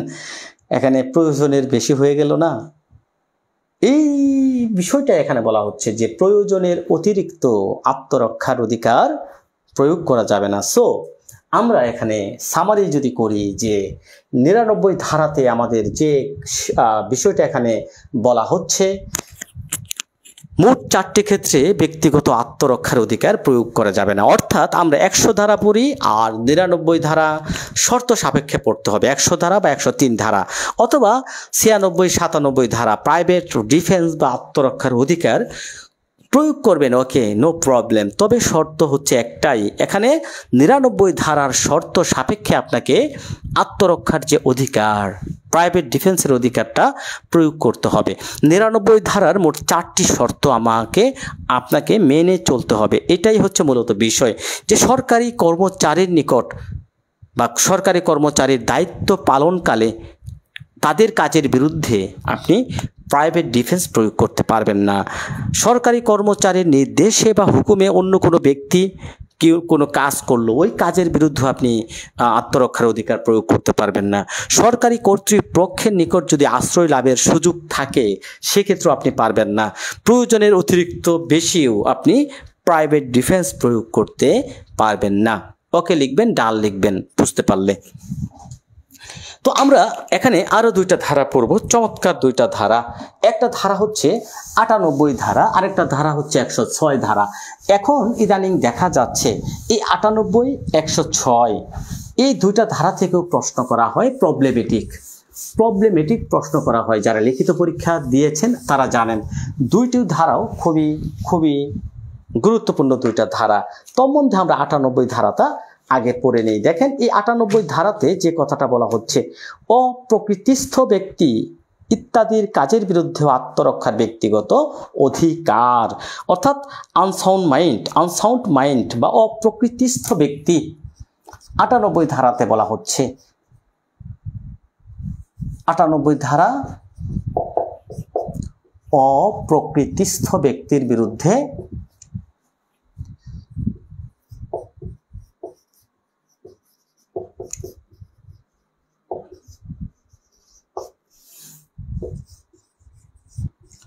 আত্মরক্ষার অধিকার। দেখেন তো, অপ্রকৃতিস্থ ব্যক্তির কাজ অপরাধ নয়, অপ্রকৃতিস্থ ব্যক্তির কৃত কাজ, এটা কি অপরাধ? অপ্রকৃতিস্থ ব্যক্তির কাজ অপরাধ নয়। এটা কোথায় বলা আছে দেখি, কে বলতে পারেন? অপ্রকৃতিস্থ ব্যক্তির কাজ অপরাধ নয়, এই বিষয়টা আমাদেরকে আগে বুঝতে হবে। বলেন তো দেখি, কে বলতে পারেন অপ্রকৃতিস্থ ব্যক্তির কোনো কাজ, একজন পাগল সে কি করলো, একটা অপরাধ করলো, সেটা কি অপরাধ হবে? পাগল ব্যক্তি, অপ্রকৃতিস্থ ব্যক্তি একটা অপরাধ করলো, সেটা কি কোনো অপরাধ হবে? না, সেটা অপরাধ না। তাহলে অপ্রকৃতিস্থ ব্যক্তির কৃত কাজ অপরাধ নয়, এটা কোথায় আছে, এটা কত ধারায় আছে দেখি, কে বলতে পারেন? আমি বলবো না, দেখি কে বলতে পারেন। আব্দুল হামিদ, ওকে। আফরিন জাহান, রোজার রহমান বলেন 98, আশরাফুল মুন্নিও 98, 98 তো এটা, 98 তো আমরা পড়াচ্ছি এটা। অপ্রকৃতিস্থ ব্যক্তির বিরুদ্ধে আত্মরক্ষার অধিকার, বিরুদ্ধে। আজিজুল হক বলছেন 98, দেখি কে বলতে পারেন। দেখেন আমরা সবাই চলে যাব 84 ধারাতে। 84 ধারা, এই বিষয়টা বলা হচ্ছে 84 ধারা, ধারা 84 ধারাতে বলা হচ্ছে আনসাউন্ড মাইন্ড বা অপ্রকৃতিস্থ ব্যক্তির কৃত কোনো কাজ অপরাধ বলে গণ্য হয় না। 98 ধারা পড়ার পূর্বে আমরা 84 ধারাতে 84 ধারাতে সবাই চলে যাচ্ছি। অপ্রকৃতিস্থ ব্যক্তির কৃত কোনো কাজ অপরাধ বলে গণ্য হবে না। কি হবে না? অপরাধ বলে গণ্য হবে না। 98 ধারায় সবাই বলছে। আল্লাহ, আমি প্রশ্নটা করেছি এখান থেকে, প্রশ্নটা হচ্ছে অপ্রকৃতিস্থ ব্যক্তির কাজ অপরাধ নয়, এটা কোথায়? 84 ধারাতে বলা হচ্ছে। লুনা ইসলাম, দিনা আফরোজ, 84 ধারা। আবার 86 ধারা বলছেন, 86 ধারাতে এটা বলা হয় না। দেখেন 86 ধারাতে বলা হচ্ছে যে অপরাধের ক্ষেত্রে বিশেষ কোনো জ্ঞানের প্রয়োজন। 84 অপ্রকৃতিস্থ ব্যক্তির কাজ অপরাধ না। একটা পাগল আপনাকে দেখা যাচ্ছে গুরুতর জখম করলো, 84 ধারাতে বলা হচ্ছে ওই পাগলকে শাস্তি দেওয়া যাবে না, কারণ সে পাগল, সে আনসাউন্ড মাইন্ড। সো এখন সে বলে দেখা যাচ্ছে 98 ধারায় আমরা চলে যাই। চলুন বুঝাই, মূল বিষয়টা বুঝাই। এখন 84 ধারাতে যে কথাটা বলা হচ্ছে অপ্রকৃতিস্থ আনসাউন্ড মাইন্ড এমন ব্যক্তিদের কাজ ফৌজদারি দায় থেকে অব্যাহতি দেওয়া হয়েছে, এটা কোনো অপরাধ হবে না। এখন দেখা যাচ্ছে একটা পাগল এসে আপনাকে ধারালো দা দিয়ে আপনাকে আঘাত করার জন্য আসলো, হত্যা করার জন্য আসলো। পাগল কি বুঝে যে ওই কূপের দা দিয়ে যদি আপনাকে কূপ মারে সেটা আপনার কি হতে পারে? মৃত্যু হতে পারে? সে তো বুঝে না, সে পাগল। এখন দেখা যাচ্ছে আপনার নিজেকে রক্ষা করার জন্য 98 ধারাতে বলা হচ্ছে আপনি পাগলকেও হত্যা করতে পারবেন, পাগলকেও হত্যা করলে সেটা অপরাধ হবে না। এই যে দেখেন 98 ধারায় বলা হচ্ছে দণ্ডবিধিতে উন্মাদ, নেশাগ্রস্ত, অল্প বয়স্ক, অপরিণত বোধ সম্পন্ন ব্যক্তির অপরাধকে ব্যতিক্রম আওতায় রাখলেও 98 ধারা অনুযায়ী উক্ত ব্যক্তিদের বিরুদ্ধে ব্যক্তিগত আত্মরক্ষার অধিকার প্রয়োগ করা যাবে। সো এই যে 98 ধারার মূল বিষয়টা কি, এখানে একটা উদাহরণ আপনাদেরকে পড়ে শোনাই। এ রাতের বেলা একটি ঘরে প্রবেশ করে, গৃহটিতে প্রবেশে তার আইনগত সম্মতি আছে। এই উদাহরণটা থেকে বিগত সালে প্রশ্ন আসছে, লিখিতর জন্য এটা প্রযোজ্য, এটা পড়ি না, মাথা গুলিয়ে যাবে। সো আমি যে বিষয়টা বোঝাতে চাচ্ছি যে পাগল বা আনসাউন্ড মাইন্ড তাদের কোনো কাজই অপরাধ না। সো ওই ব্যক্তিগণ পাগল বা আনসাউন্ড মাইন্ড যখন আপনাকে আক্রমণ করার জন্য আসবে তখনও আপনি ব্যক্তিগত আত্মরক্ষার অধিকার প্রয়োগ করতে পারবেন, আপনার কোনো অপরাধ হবে না। এটাই বলা হচ্ছে 98 ধারা। বুঝতে পেরেছেন? কমেন্ট করেন তো বুঝতে পেরেছেন কিনা, যে এই যে 98 ধারাতে বলা হচ্ছে অপ্রকৃতিস্থ ব্যক্তির বিরুদ্ধে, মানে পাগল যখন আপনাকে আক্রমণ করার জন্য আসবে ওই পাগলকে আপনি আঘাত করতে পারবেন, আপনার নিজেকে রক্ষা করার জন্য আপনার কোনো অপরাধ হবে না। ওকে, ডান লিখবেন, বুঝতে পারলে ডান লিখবেন। ওকে লিখেন, ওকে ওকে বুঝতে পেরেছি। আমরা চলে যাচ্ছি 106 ধারা। তারপরে আমি চট করে সামারি করে দেব। হ্যাঁ, সামারি করে দেব, গুলিয়ে যাচ্ছে না তো? না, অনেকে আছেন এই কান দিয়ে শুনেন, এই কান দিয়ে বের করে দেন। বুঝতে হবে আইনটাকে মজায় শিখতে হবে। আইন যদি আপনি মজায় না শিখতে পারেন, হ্যাঁ, তাহলে কিন্তু কিছুই বুঝতে পারবেন না। সো অনেক শিক্ষার্থী যুক্ত ছিল, অনেক শিক্ষার্থী আউট হয়ে গিয়েছে, সুন্দরভাবেই বুঝতে পারছি স্যার এমডি আবুল কালাম আজাদ, ওকে ওকে, সৌমিত্র রাজক, ওকে। সো আমরা 106 ধারাতে চলে যাচ্ছি। 106 ধারাতেও গুরুত্বপূর্ণ একটা কথা বলা হচ্ছে, চলুন আমরা 106 ধারায় চলে যাই। দেখেন এখানে বলা হচ্ছে নিরপরাধ ব্যক্তির প্রতি ক্ষতি সাধন হওয়া সত্ত্বেও মারাত্মক আক্রমণের হাত থেকে নিরপরাধ ব্যক্তির ক্ষতি করলেও আপনার কোনো অপরাধ হবে না। সো এমন একটা বিষয়, দেখেন আত্মরক্ষার অধিকার প্রয়োগ করতে গিয়ে আত্মরক্ষার জন্য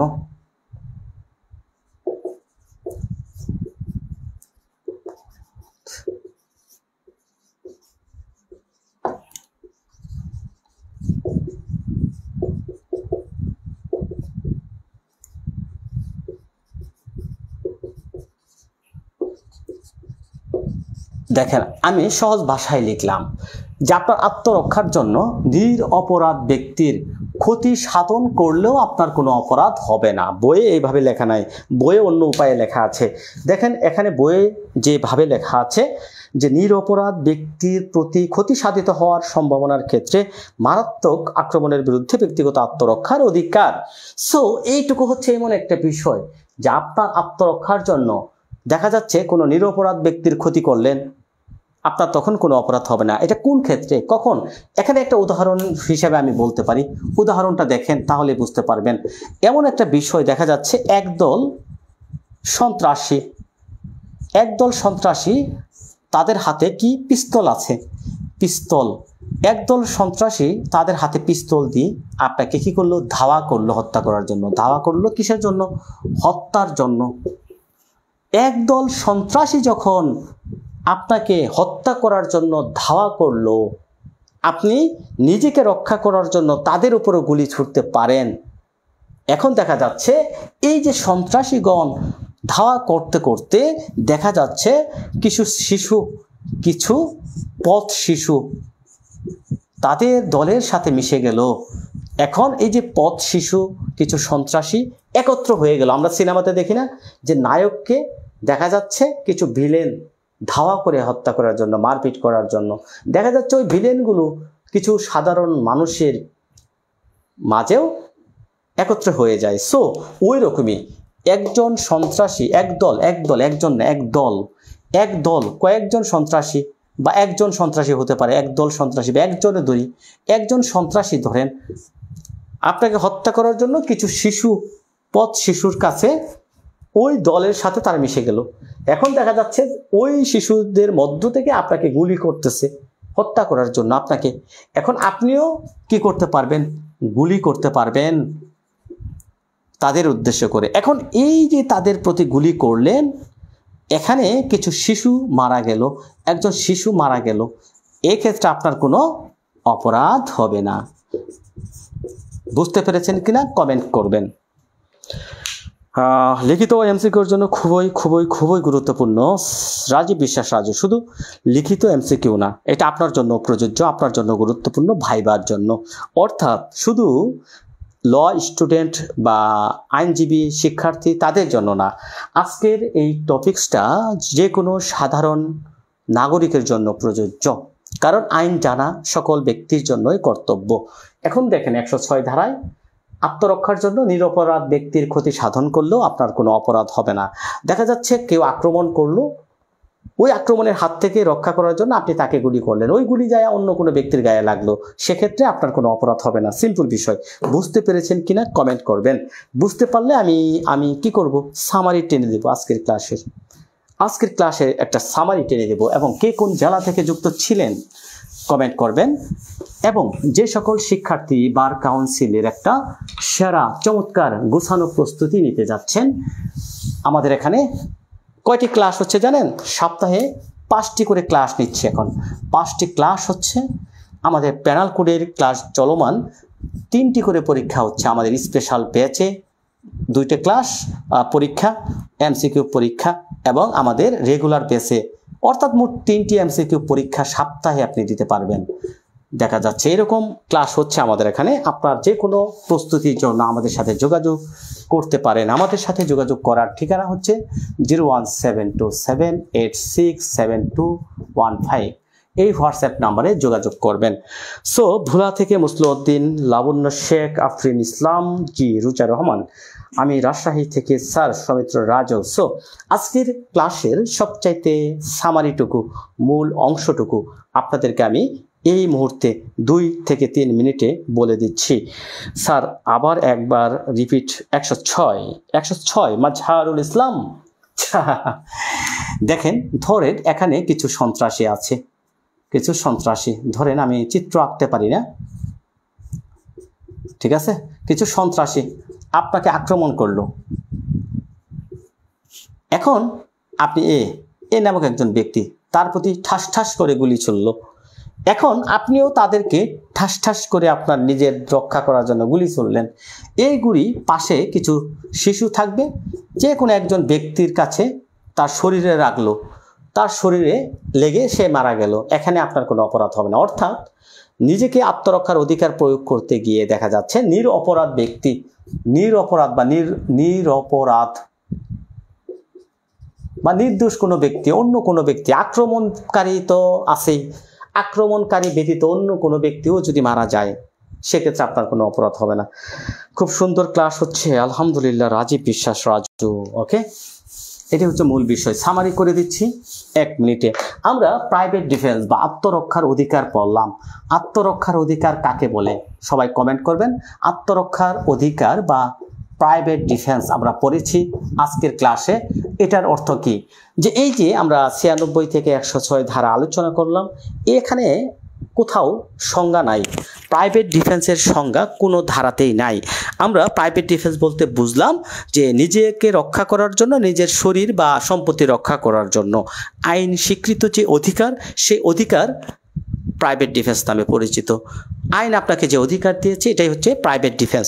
আমরা 96 ধারাতে পড়েছি যে প্রাইভেট ডিফেন্স প্রয়োগ করতে গিয়ে কিন্তু কোনো কাজ অপরাধ বলে গণ্য হবে না।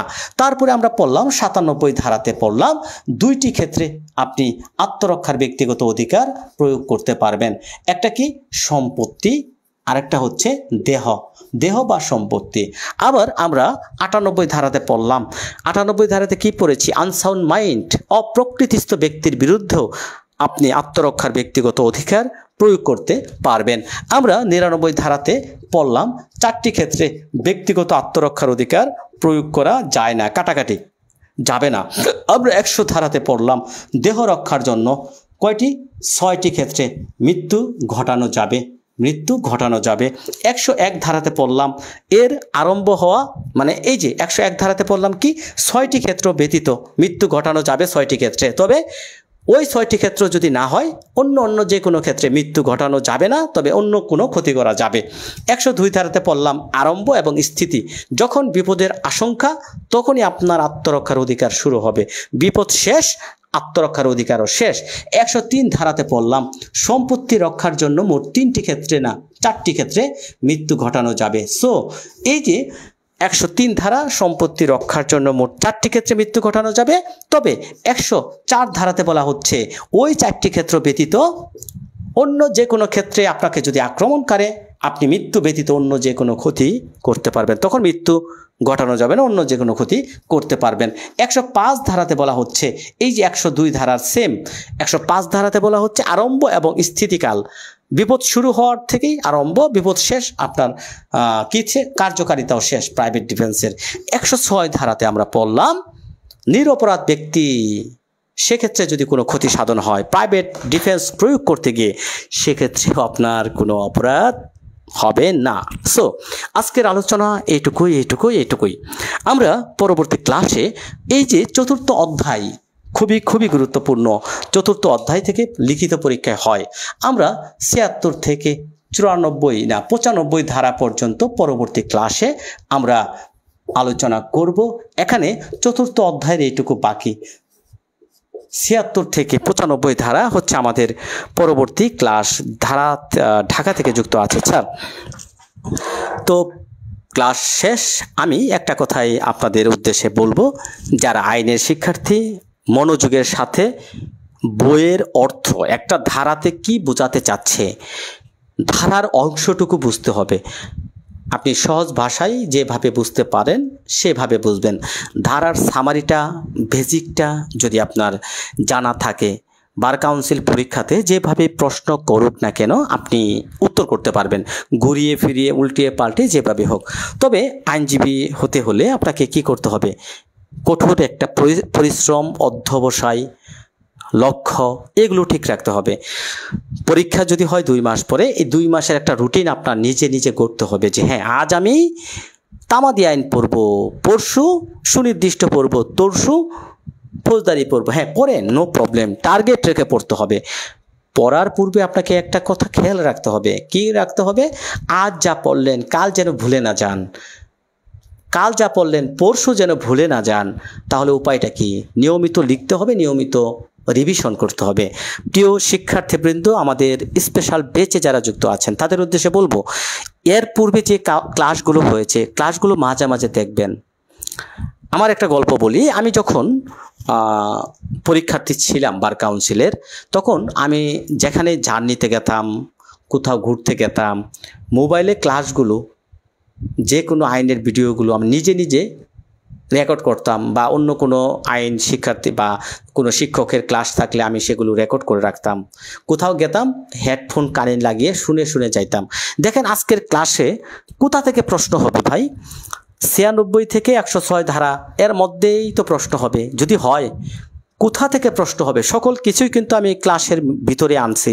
এই ক্লাসের ভিতরে প্রত্যেকটা বিষয় আমি উপস্থাপন করার চেষ্টা করেছি সহজ ভাষায়। প্রশ্ন হলে এখান থেকে হবে, এর বাইরে প্রশ্ন হবে না। সো আপনাকে বুঝতে হবে প্রশ্নের ধরন, প্রশ্নের প্যাটার্ন। চট করে কোনো কিছুর উত্তর দিবেন না, আগে প্রশ্নটা পড়বেন। প্রশ্নের 4টা অপশন আছে, সেটাও পড়বেন। একটা প্রশ্ন 10 সেকেন্ড চিন্তা করবেন, তারপরে উত্তর করবেন, তারপরে দেখবেন ইনশাল্লাহ আপনার চেষ্টা বিফলে যাবে না। তবে অবশ্যই অবশ্যই পরীক্ষা যেহেতু সন্নিকটে, হতাশ হবেন না, ধৈর্য রাখতে হবে, মনের মধ্যে আত্মবিশ্বাস রাখতে হবে, আমি পারবো ইনশাল্লাহ। এই প্রত্যাশায় বিদায় নিচ্ছি। সবাই ভালো থাকবেন, সুস্থ থাকবেন। যুক্ত ছিলাম দুরন্ত ল একাডেমির পক্ষ থেকে আমি অ্যাডভোকেট আশরাফুল আলম। দোয়া করবেন ইনশাল্লাহ প্রত্যেক দিন যেন সুস্থ থাকি। যারা আমাদের স্পেশাল ব্যাচে আছেন তাদের ক্লাসগুলো নিতে পারি, পরীক্ষাগুলো নিতে পারি। হ্যাঁ ইনশাল্লাহ ব্যস্ততার মধ্যেও আমি চেষ্টা করি আপনাদেরকে সর্বোচ্চ দেওয়ার জন্য। তবে আপনাদেরও সর্বোচ্চ চেষ্টা করতে হবে, সর্বোচ্চ পরিশ্রম করতে হবে এখন। হ্যাঁ আজকে যা পড়ালাম প্রিয় শিক্ষার্থী, আগামীকাল গ্রুপে অ্যাসাইনমেন্ট হিসেবে এইটুকুই জমা দিয়ে দিবেন। পাশাপাশি 1 থেকে 74 ধারা পর্যন্ত পড়িয়েছি, ওইটুকু পারলে আরেকবার লিখে অ্যাসাইনমেন্ট হিসেবে জমা দিবেন। কানিয়া নাজনীন, দুরন্ত গতিতে দুরন্ত ল একাডেমির ক্লাসটি এগিয়ে যাচ্ছে। আলহামদুলিল্লাহ, আলহামদুলিল্লাহ। শুভরাত্রি, আল্লাহ হাফেজ।